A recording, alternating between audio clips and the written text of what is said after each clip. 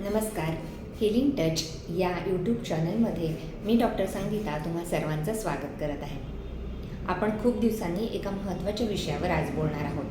महत्त्वाचा विषय म्हणजे रिनीटची एक्झाम येत आहे. डॉक्टर होण्याचं स्वप्न आपल्या सर्वांचंच आहे. विद्यार्थी आणि पालक बातम्यांमुळे खूप संभ्रमावस्थेत आहेत. या रिनीटला सामोरं जाताना आपल्याला 4 महत्त्वाच्या गोष्टी लक्षात ठेवायच्या. पहिली आणि महत्त्वाची गोष्ट, ज्या बातम्या येत आहेत, न्यूज येत आहेत, त्यांच्याकडे पूर्णतः दुर्लक्ष करायचं. दुसरी महत्त्वाची गोष्ट टाईम मॅनेजमेंट, ज्यामध्ये आपण वेळेचा सदुपयोग करणार आहे. जो काही वेळ आपल्याला एक्स्ट्रा मिळालेला आहे त्याचा आपण छान उपयोग करून घ्यायचा आहे उजळणीसाठी, रिव्हिजनसाठी. त्याचबरोबर ही टाईम मॅनेजमेंट आपल्याला पूर्ण पेपर देईपर्यंत वापरायची आहे.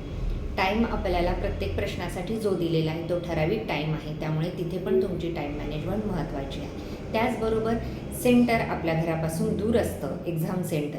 त्यासाठी आपल्याला एकतर आदल्या दिवशी तिथे राहणं आवश्यक आहे.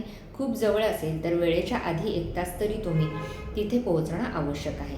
त्या बाबतीत घाई गडबड न करता त्या बाबतीची मॅनेजमेंट आधीच करून ठेवणं गरजेचं आहे. तिसरी महत्त्वाची गोष्ट, जो काही आत्तापर्यंत अभ्यास झालेला आहे तो फोकस्ड व्यवस्थित करून रिकॉल करण्याचा त्याचा प्रयत्न करायचा आहे. कोणतीही काळजी न करता, न घाबरता तो विसरेल अशा पद्धतीची काळजी किंवा अशा पद्धतीचं मनावर कोणतंही दडपण घ्यायचं नाही. तुम्ही सुंदर अभ्यास केलेला आहे, वर्षभर तुम्ही छान अभ्यास केलेला आहे, फक्त तो दाखवण्याची आता वेळ आली आहे. त्यामुळे कॉन्फिडंट किंवा आत्मविश्वास तुमच्यामधला जागृत करा. आणि चौथी सर्वात महत्त्वाची गोष्ट, आपल्या स्वतःवर विश्वास ठेवा.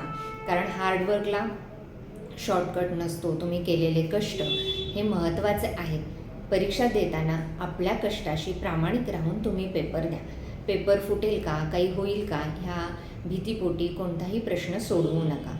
तुम्ही पूर्णतः विद्यार्थी आहात आणि विद्यार्थी या नात्याने आपण फक्त कष्ट करून अभ्यास सोडवणं, समोर आलेल्या प्रश्नांना योग्य उत्तर देणं, यावर तुम्ही लक्ष केंद्रित करा आणि नक्कीच यश तुम्हाला मिळेल. धन्यवाद.